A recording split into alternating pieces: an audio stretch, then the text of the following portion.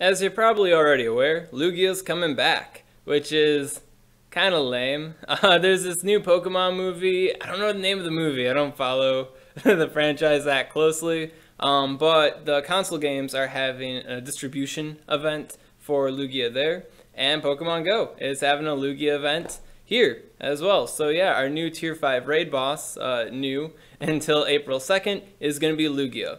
Now it's kind of lame, but this Lugia is apparently different from the other Lugias. It's going to have a buffed Sky Attack, and right now we're not certain how that Sky Attack's going to be buffed.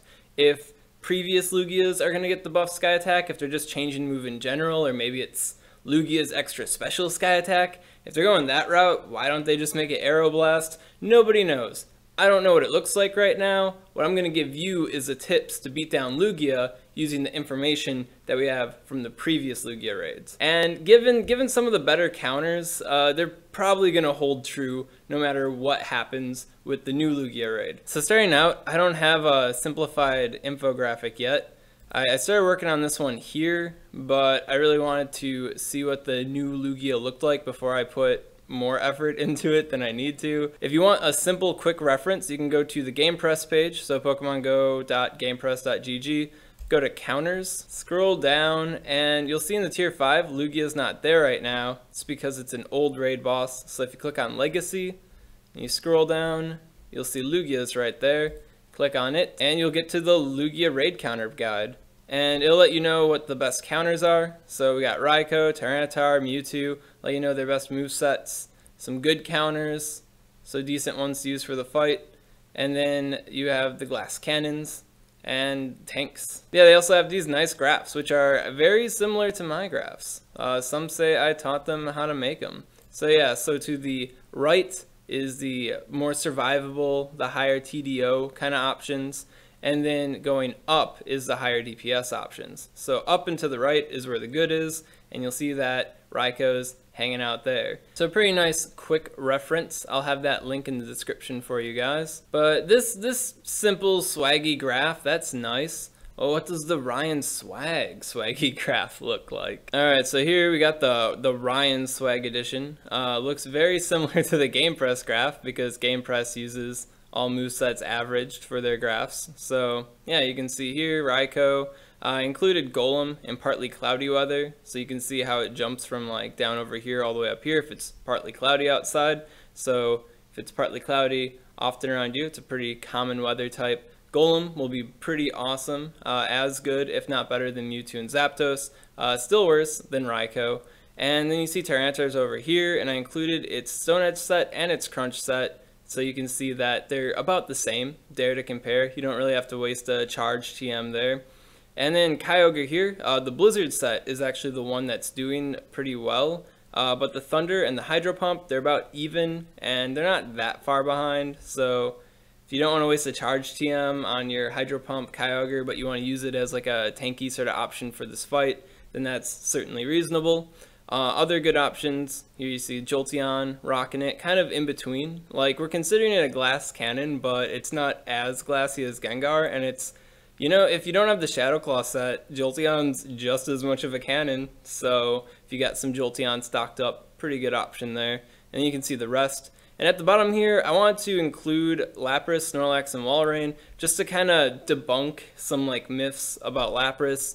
A lot of people feel that using Lapras is like this kind of secret strat kind of thing. It's like, oh, well, it's so tanky and it gets all this extra damage in because it's surviving longer. That's not precisely the case. Judging from this graph here, it looks like Snorlax has more of that secret strat going on than Lapras does. And later, I'll be showing you the Hydro Pump set, and it'll also emphasize that again. So using Lapras isn't bad. I mean, it made the graph. It's not the worst option. It's just everything above it is a bit better. So just keep that in mind when you're making your picks for the Lugia raid. Once again, this is the pre-update. So this is all the movesets averaged, but with the old Sky Attack. And it's going to be interesting. When the new Sky Attack comes out, I'll obviously make content for that. And I'm interested to see how this graph changes. I don't think it'll change too much, but it is a stronger Sky Attack, so We'll see. Of the best counters to Lugia, the only charge attack that really changes what the counters are in any kind of significant way is Hydro Pump. So I'm highlighting Hydro Pump counters here for you so you can get some insight there. And unless they change the base power of all sorts of moves or shuffle around Lugia's moveset completely for some reason, we should be experiencing a Dragon Tail Hydro Pump Lugia, and this will still likely be the most challenging Lugia to beat, even with the buffed Sky Attack, depending on how they buff Sky Attack. So it would probably be reasonable to be prepared, at least emotionally prepared, psychologically prepared, to deal with Hydro Pump Lugia. So you can see here that Kyogre's merits as a tank are standing out a lot more, because it's water type, duh. So yeah, here's Blizzard, here's Thunder Hydro Pump, so a little bit better, not that big of a difference, but still pretty sizable. So if you got a Kyogre, good option to pull out here. Raikou is still the bomb, isn't weak to Hydro Pump, doesn't resist it, but isn't weak to it, and hey, you know, that's better than nothing, especially when you're the highest DPS option. Higher DPS than Shadow Claw Gengar back over here, which is still an awesome glass cannon if you have it. And here's Sucker Punch, trailing a bit lower, but still higher DPS than a lot of options. So if you're looking to try to maximize your DPS, trying to strive for those damage balls as fast as you can with a limited amount of players, then you can go with that. Zapdos and Mewtwo. And yeah, Tyranitar is doing a bit worse because the Hydro Pump hits it super effective, but it's not that big of a deal. Like, Tyranitar is still like as good as Zapdos and Mewtwo, even with the weak hit coming in. Other good kind of tanky Pokemon for this fight, you can see Articuno and Gyarados are doing very well. If you haven't powered up an Articuno yet, I don't really advise powering one up, so using your Gyarados is just fine. And yeah, down here you can see that Snorlax is still being a little bit more tanky.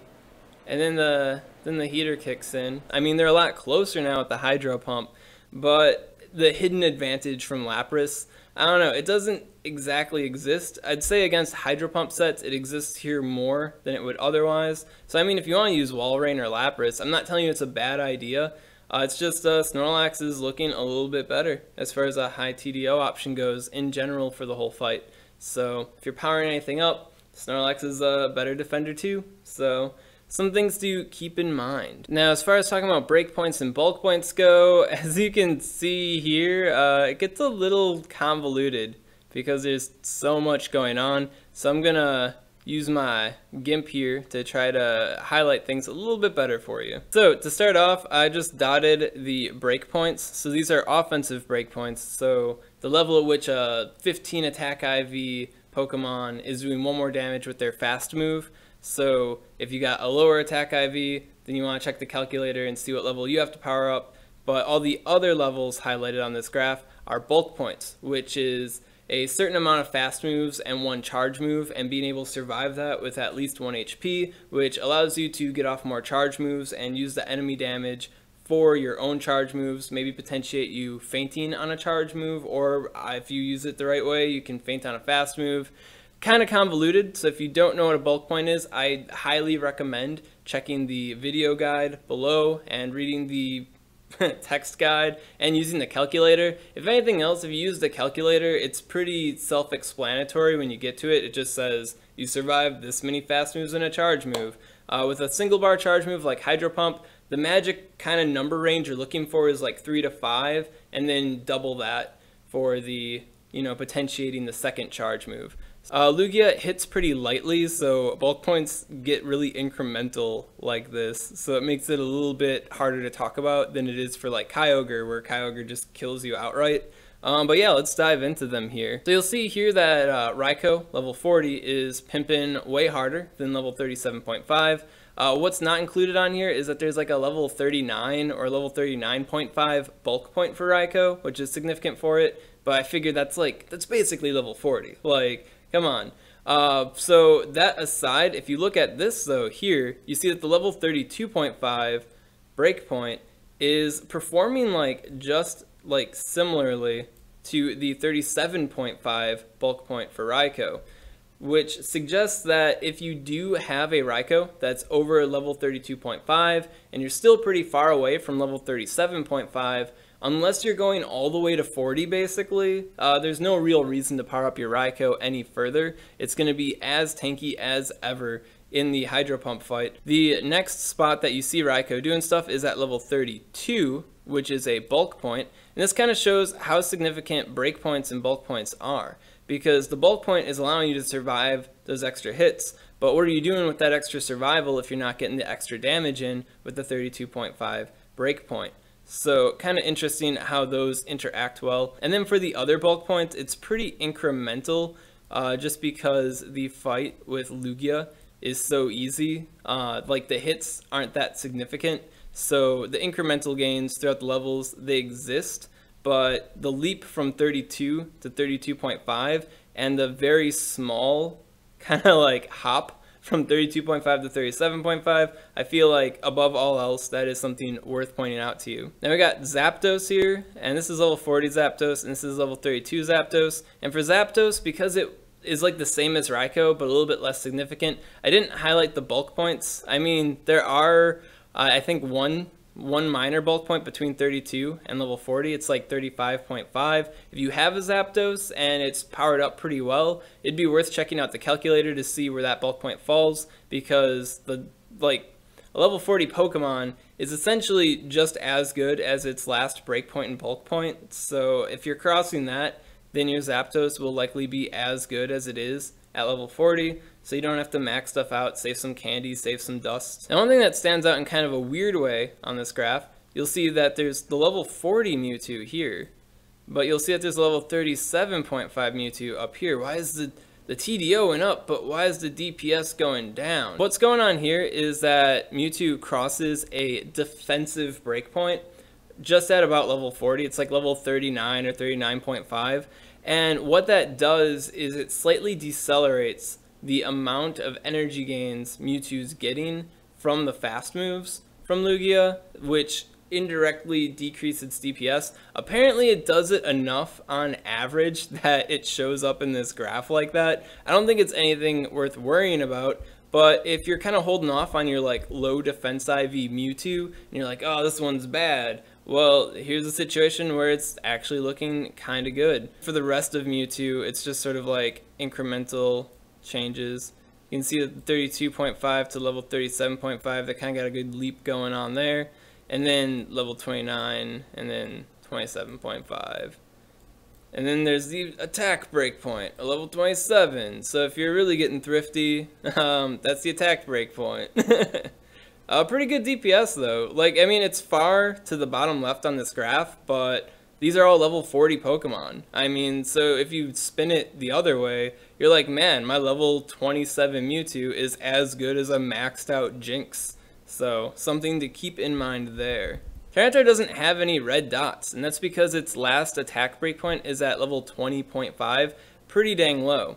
This is against a Hydro Pump moveset, so survivability is pretty key here. And once again, I don't know what's up with this magic 37.5. Why does that keep coming up? That's kind of interesting. But yeah, this is just showing you that level 37.5 Tyranitar is essentially as good as a maxed out Tyranitar. And then sort of like with the whole Raikou leap over there, this is the bulk point that happens before 37.5. So you're going to see level 37.5, essentially level 40 over here, and level 33. There's not that much to be had until you get to that 37.5 bulk point.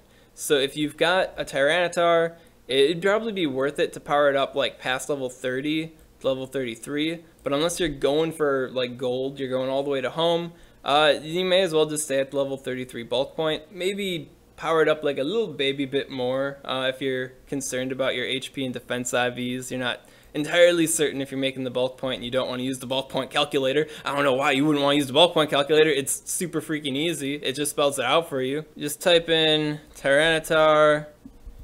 We're going to say you got the most perfect Tyranitar ever, and you're up against that raid boss Lugia, and it's using that Dragon Tail and that Hydro Pump.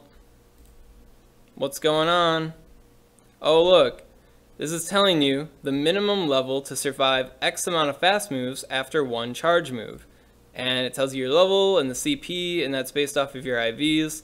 And if you scroll over here, you're going to see, oh, level 33, level 37.5. Well, those are the numbers Ryan Swag was talking about. Well, what's going on? Well, I'm surviving 9 Dragon Tails and 1 Hydro Pump. that number 9, right? I told you about that 3 to 5 range that potentiates your ability to survive those extra hits. So pretty significant if you ask me. If you don't know about bulk points, get learned on them. Just because you're probably curious, here's a graph for Future Sight. And yeah, you can see here that Tyranitar is tanking it like none other. Just super crazy good. So yeah, Lugia 2.0. It's going to be interesting to see how this raid unfolds. Is it going to be a new Sky Attack that's exclusive to the new Lugias? Or will Sky Attack just be buffed in general and all of our old Lugias are still going to be good? I don't know. Time will tell. What happens with Sky Attack Lugia here is going to probably set a precedent for future raid re-releases. For example, we know that Kyogre and Groudon have their signature moves in the Game Master, but they're not on the Pokemon themselves. That's Origin Pulse and Precipice Blades. So if Kyogre and Groudon were to get re-released with those moves, would we be able to TM them to our old ones, or would we have to catch the brand new Kyogre and Groudon? It'd be kind of lame, considering like, I have this powered up Kyogre, I have this powered up Groudon, I want to use it for water things, I want to use it for ground things, but now mine are objectively worse than the new ones, and I can't get the new move onto my old ones. I think that'd be pretty lame. So, I don't know, we'll see what happens with Lugia, and yeah, watch out. Probably tomorrow I'll have my new Lugia breakdown then, when I have some more time to digest it. However, I am up at my girlfriend's this weekend, so my ability to crunch hard on my Pokemon Go hobby isn't going to be isn't going to be super ideal. You might have to wait until Sunday or Monday for me to get the full breakdown in. But before that, if you're following me on social media, on Twitter or Facebook, I will post any graphical updates or anything like that to keep you in the know before the video comes here on YouTube, right? So yeah, if you like this content, you want to see more like it, then you gotta subscribe to me and you get that update and you're like, what is the true Lugia tips? And then you get the true Lugia tips. That's what I'm here for, man. If you want some more information clarified, maybe something you want to know for the next Lugia video that's actually pretty pertinent, I guess, yeah, comment below. Let me know what's up. If you liked it, hit like. I don't know, I gotta tell you these SwagTips. What is that now? Is that the fridge? Why fridge?